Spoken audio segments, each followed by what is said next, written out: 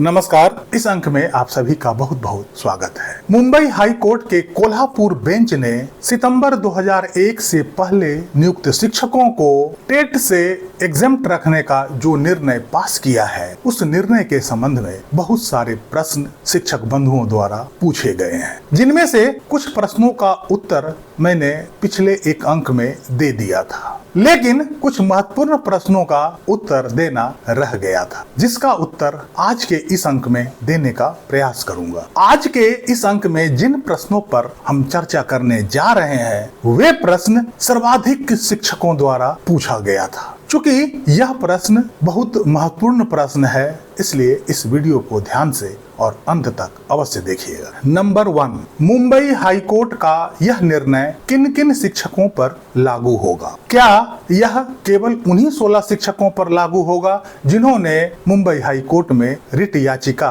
लगाई थी? Number B, या महाराष्ट्र के उन सभी शिक्षकों पर यह निर्णय लागू होगा जिनकी नियुक्ति सितंबर 2001 से पहले हुई थी? या यह देश के उन सभी शिक्षकों पर लागू होगा जिनकी नियुक्ति सितंबर 2001 से पहले हुई? जिन 16 शिक्षकों ने यह रिट पिटीशन लगाई थी, जिसमें बिना टेट पास किए अपने प्रमोशन की मांग की थी, उन शिक्षकों पर तो यह निर्णय 100% लागू होगा ही। उनके लिए यह स्पष्ट निर्देश दिया गया है कि अब इस बात पर कोई बहस नहीं होनी है कि टेट उनके लिए अनिवार्य है या नहीं, बल्कि उन्हें टेट से पूरी तरह एग्जेम्प्ट कर दिया गया है। इस संबंध में मुंबई हाई कोर्ट का यह निर्णय फाइनल है। इस निर्णय के यदि आप पैरा 7 को पढ़ेंगे, जिसमें कहा गया है कि the only issue that remains is the ascertainment of the dates of appointment of the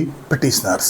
अर्थात अब कोर्ट में इस बात के लिए बहस नहीं होगी कि सितंबर 2001 से पहले नियुक्त शिक्षकों के लिए टेट अनिवार्य है या नहीं, बल्कि उनका एग्जम्पशन फाइनल कर दिया गया है। मुंबई हाई कोर्ट केवल इन शिक्षकों के दस्तावेजों को जांच करने का निर्देश संबंधित विभाग को दिया है, जिसमें संबंधित विभाग यह सुनिश्चित करेगा कि इनकी नियुक्ति सितंबर 2001 से पहले हुई थी या नहीं। यदि विभाग द्वारा इनका डेट ऑफ ज्वाइनिंग सत्यापित कर दिया जाता है, तो इन सभी 16 शिक्षकों को बिना टेट पास किए इनको प्रमोशन मिल जाएगा। दूसरा प्रश्न, क्या यह आदेश पूरे महाराष्ट्र के उन सभी शिक्षकों पर लागू होगा जिनकी नियुक्ति सितंबर 2001 से पहले हुई थी? इस आदेश के यदि आप पैरा 6 को पढ़ेंगे, जो कहता है कि all such teachers whose date of appointment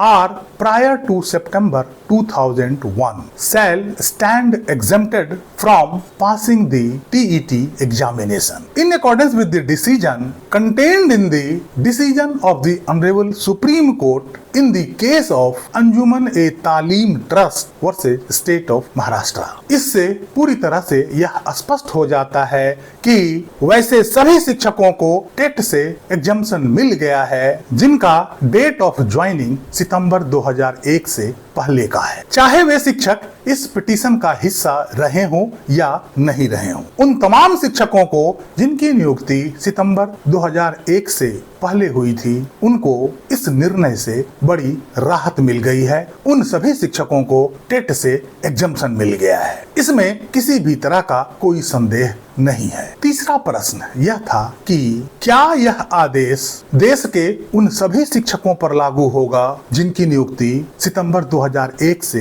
पहले हुई थी? आमतौर पर हाई कोर्ट के निर्णय का प्रभाव क्षेत्र उस राज्य तक ही सीमित होता है, वह आदेश उसी राज्य में बाध्यकारी होता है। लेकिन यहाँ गौर करने वाली एक और बात है कि हाई कोर्ट भी एक संवैधानिक कोर्ट होता है और कुछ मामलों में इसे भी वही शक्ति प्राप्त होता है जो सुप्रीम कोर्ट को प्राप्त है। हाई कोर्ट को भी किसी भी कानून के संवैधानिकता की जांच करने का अधिकार है। इस कारण से यदि कोई हाई कोर्ट कोई केंद्रीय कानून को या उसके किसी प्रावधान को असंवैधानिक घोषित करता है, तो उसका प्रभाव पूरे देश में होता है, न कि केवल उसी राज्य में, जब तक कि सुप्रीम कोर्ट इस आदेश पर कोई रोक नहीं लगाता है या अपना कोई निर्णय नहीं देता है। मान लीजिए कि अभी आरटीई एक्ट के सेक्शन 23(2) और उसके दोनों प्रोवाइजो को इलाहाबाद हाई कोर्ट के लखनऊ बेंच और जबलपुर हाई कोर्ट में इसे चुनौती दिया गया है। यदि हाई कोर्ट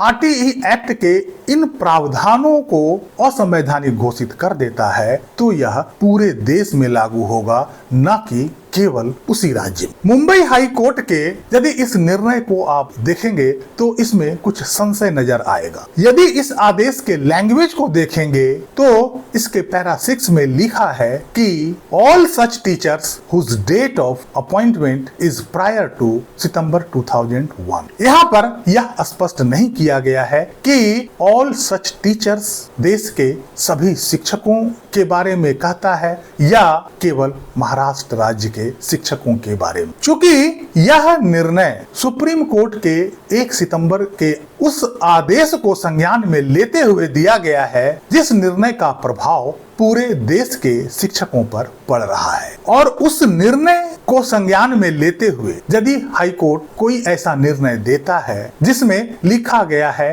कि ऑल सच टीचर्स, तो यह थोड़ा संशय उत्पन्न करता है कि ऑल सच टीचर्स का क्या अर्थ है। यदि ऑल सच टीचर्स से यह अर्थ निकाला जाता है कि सुप्रीम कोर्ट के 1 सितंबर के निर्णय से प्रभावित उन सभी शिक्षकों से जिनकी नियुक्ति सितंबर 2001 से पहले हुई थी, तो यह देश के सभी शिक्षकों के लिए लाभकारी हो सकता है। लेकिन इस निर्णय में यह स्पष्ट नहीं किया गया है कि यह केवल महाराष्ट्र के उन सभी शिक्षकों के लिए है या पूरे देश के शिक्षकों के लिए। दूसरी बात, यदि यह केवल महाराष्ट्र के शिक्षकों के लिए कहा गया है तो क्या यह शिक्षकों के बीच भेदभाव नहीं होगा? क्या उनके समानता के अधिकार का उल्लंघन नहीं होगा? आखिर सुप्रीम कोर्ट का एक निर्णय अलग अलग राज्यों में अलग अलग तरह से कैसे लागू हो सकता है? सुप्रीम कोर्ट का एक निर्णय का प्रभाव अलग अलग राज्यों के शिक्षकों पर अलग अलग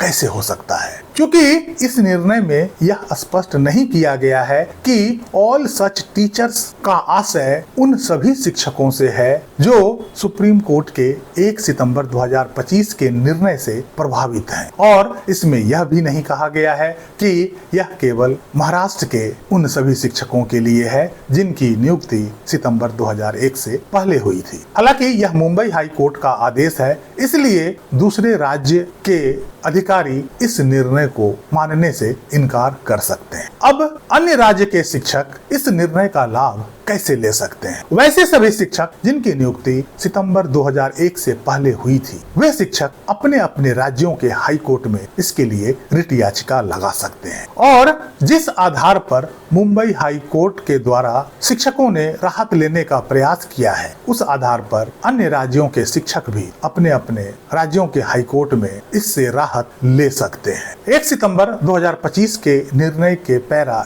168 का लाभ अन्य राज्यों के शिक्षक भी हाई कोर्ट में रिट पिटीशन डालकर उसका लाभ ले सकते हैं। उन सभी शिक्षकों के लिए मुंबई हाई कोर्ट का यह निर्णय कोर्ट में मददगार साबित होगा। हालांकि दूसरे हाई कोर्ट का निर्णय किसी अन्य राज्य के हाई कोर्ट पर बाध्यकारी तो नहीं होता है, लेकिन उसका परसुएसिव वैल्यू होता है। उन सभी शिक्षकों को इस निर्णय के पैरिटी ग्राउंड पर उनको भी राहत मिलने की संभावना हो सकती है। यदि महाराष्ट्र के शिक्षकों को इस संबंध में राहत मिल सकता है तो देश के अन्य शिक्षकों को भी पैरिटी ग्राउंड पर राहत मिलने की बहुत संभावना है। इसलिए दूसरे सभी राज्यों के शिक्षक जिनकी नियुक्ति सितंबर 2001 से पहले हुई है, वे ग्रुप बनाकर अपने अपने हाई कोर्ट में रिट याचिका लगा सकते हैं और मुंबई हाई कोर्ट का हवाला भी दे सकते हैं। ग्रुप में याचिका लगाने से खर्च का बोझ आप सभी पर कम पड़ेगा। इस अंक में यहीं तक। कैसी लगी जानकारी कमेंट करके जरूर बताइएगा। वीडियो को लाइक कीजिएगा, चैनल को सब्सक्राइब कीजिएगा। मिलते हैं अगले अंक में, तब तक के लिए जय हिंद, वंदे मातरम।